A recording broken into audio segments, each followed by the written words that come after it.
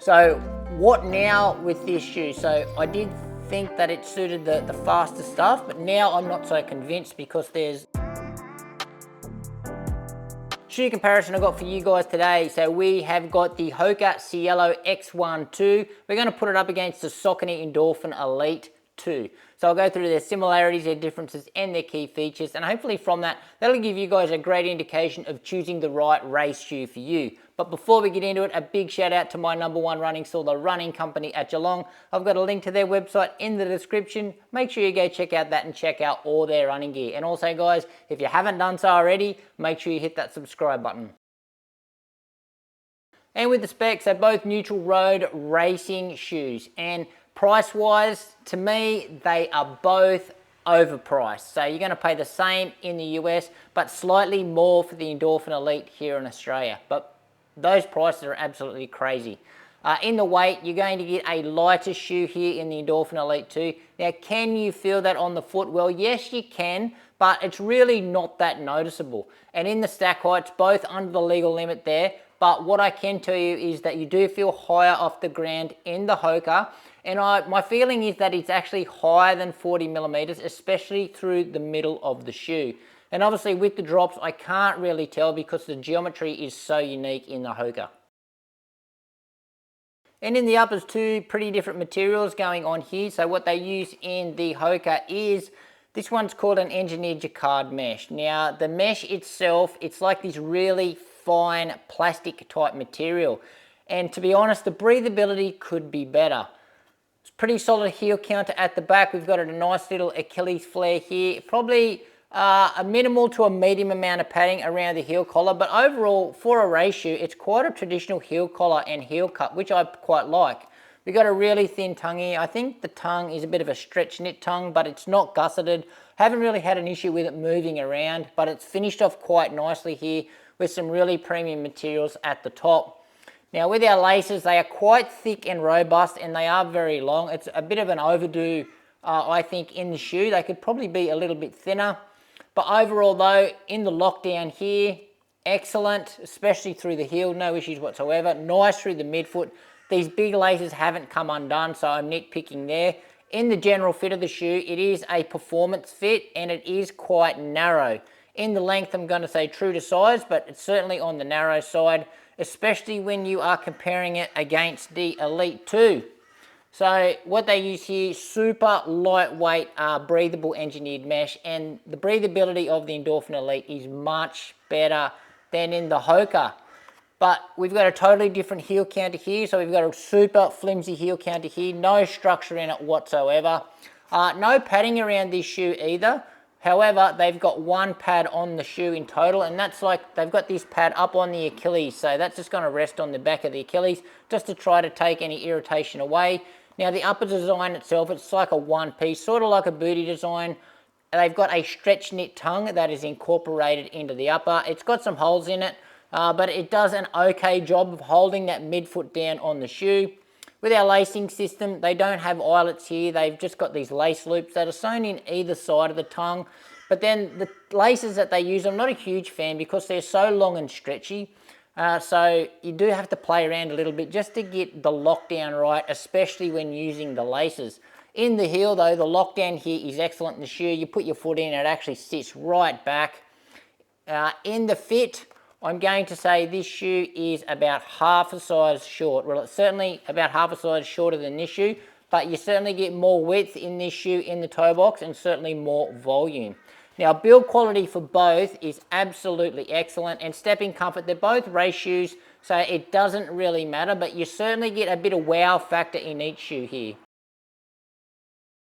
And in the outsole, so I do think that they've got about the same amount of rubber coverage on both, but I tell you what is different is certainly the type of rubber that they're using on the bottom. So with the Hoka here, they've pretty much got the entirety of the forefoot covered. As you can see, they've got some little cutouts on it to save a little bit of weight, and they've got it in the high wear areas at the back. Lots of exposed foam through the middle here, and you'll notice this huge big cutout through the bottom of the midsole here that I know has given some runners some stability dramas on the run. But yeah, this rubber, it is thin, but it's certainly a lot thicker than what you're going to get in the Endorphin Elite. Performance-wise though, in the grip, it is nice and sticky. It is a softer compound, but I haven't had any issues with it at all. I haven't had it being overly sticky. I haven't put it through any really challenging conditions yet in the wet conditions and going around corners, so I can't speak for that. And they're race shoes, so I'm not too concerned about the durability, but the rubber on the outsole here is holding up quite well. Now with the Endorphin Elite, totally different compound. And what I do like to see here with the rubber that they've got on the bottom, it's segmented off, so it's adding to the ride. But the rubber compound, or whatever this covering is, it is just paper thin, super thin, and it's so soft. So you can just push it in just like you can push the midsole in. So yeah, very unique. It's kind of like what that light traction rubber is on the on the Adios Pro 4, if you are familiar with that one. But what this is, it's super sticky in the dry conditions, so you can actually feel it picking and ripping off the road as you run in it, especially when you're changing directions or going around corners. I'm not too sure if it's a good thing. I'm not too sure if that's taking away from the efficiency as well, because it just feels so sticky and grippy. Now again, in the wet, I have not put this shoe through any challenging conditions, especially cornering or anything in wet conditions, so I can't speak for how it holds up in those wet conditions. And in the midsole, so both shoes using their brand's super foam, because obviously these two shoes are their brand's premium super shoes, so they're sitting at the top of the tree here. Now with the Hoka dual density Pipa foam, so they've got their top layer here, which is that blue layer there. Now that foam is a little bit softer, it's got more squish and it's got more bounce, certainly than the bottom layer, which feels a little bit more firm, a little bit more durable, probably to add a bit of stability to the ride. Now in between those two Pipa foams, they've got a winged carbon plate. Now this winged carbon plate has got some little wings just through the midfoot here. You can see the wing just popping out through the bottom there. That's giving this shoe some structure and it's holding the geometry of the shoe. Rigidity wise though, it's actually got a bit of flex for a carbon plate, which I quite like. Now in the geometry department here for this shoe, wacky geometry, it really reminds me of the rocker that they had in the Mizuno Wave Rebellion Pro 1, which I absolutely love. It's got a super early rocker, but super aggressive, and a pretty aggressive rear foot rocker as well. Most of the foam here, most of the midfoot is through the middle of the shoe, and that's why I suspect it's well over 40 millimeters. Now, totally different here in the Elite 2. The foam that they use here is a brand new foam. It's called IncrediRun.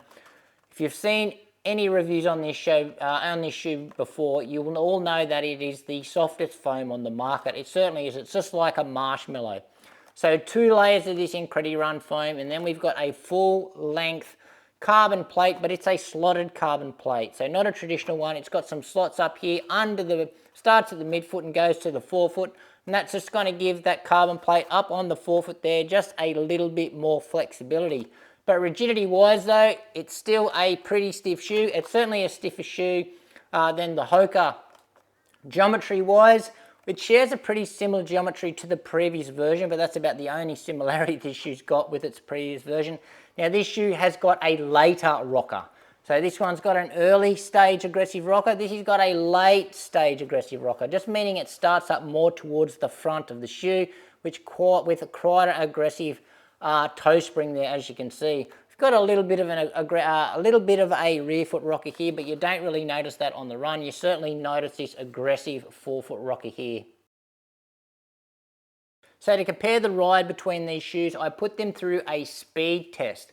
And what the speed test involved was 1 kilometer reps. So I ran 2 1 kilometer reps in the Hoka first, and then I changed into the Endorphin Elite. I ran 2 1 kilometer reps in this shoe. Then I done another shoe change, and I ran one more 1 kilometer rep in the Hoka, and then finished off with the last K rep in the Endorphin Elite. Now, how did they ride? Well, the results were actually astonishing. So nothing like I expected. So what I will mention, that the Hoka, the first 2 reps, this shoe, exactly as I explained it in my first impression review, it's just a fast shoe. I just get so much power out of this shoe, especially here through the forefoot. So if I'm doing, like I'm running at the faster reps, so those 5K efforts, I'm just right up on the forefoot. I'm utilizing this rocker, and the power that I get out of the forefoot is just amazing. So it really does remind me of that Vaporflow 1, the power that I got out of that. But it's just got a much more of an aggressive rocker, and it really suits that kind of pace for me. Yes, it's still very bouncy, especially if you slow it down a little bit and you start landing through the midfoot. That's where most of the bounce is with this shoe, through the middle. But most of the power comes when you're actually up on the forefoot and powering through your stride. So the 1K reps in this, I felt super fast, super powerful, absolutely loved it.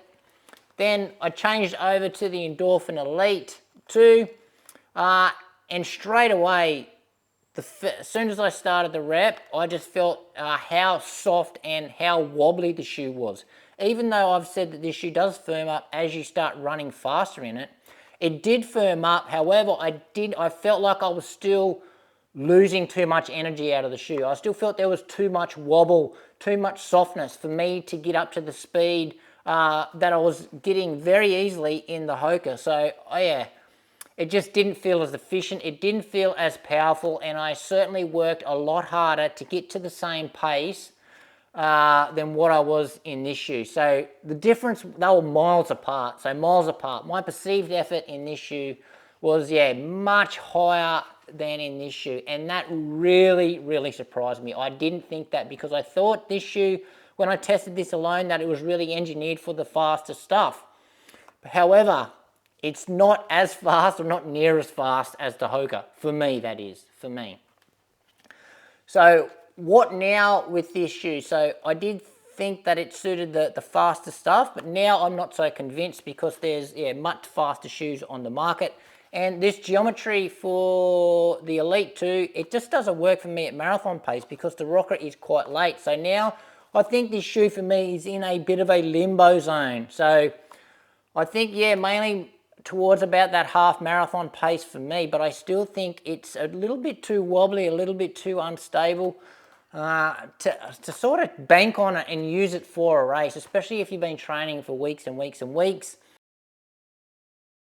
Best use for me, certainly the Hoka, 5K, 10K, and yes, I would use it for the half marathon, but again, this geometry does not work for me for the marathon. It's too aggressive for me. And then if I start landing through the middle of the shoe, where the big bouncy part is in the shoe, I get too much, the rocker is just a little bit too unstable for me. So I think my ankles work a little bit too hard just to keep it on that sort of midfoot strike where I do during my marathon. Whereas, as I said, I'm in a bit of a limbo zone here with the Elite 2. I do think it's pretty much just suited to about half marathon pace for me. I know a lot of runners probably wouldn't mind it for the marathon, because they can sit back on this super bouncy foam and just chill out. But for me, I want to push. I want to run as fast as I can in the marathon. So I want to be on the midfoot, and this just late rocker just doesn't work for how I strike. And just wrapping up the comparison here between these two shoes. So what I will say is that the Elite 2 has certainly fallen down a few pegs for me after the comparison, certainly after that speed test.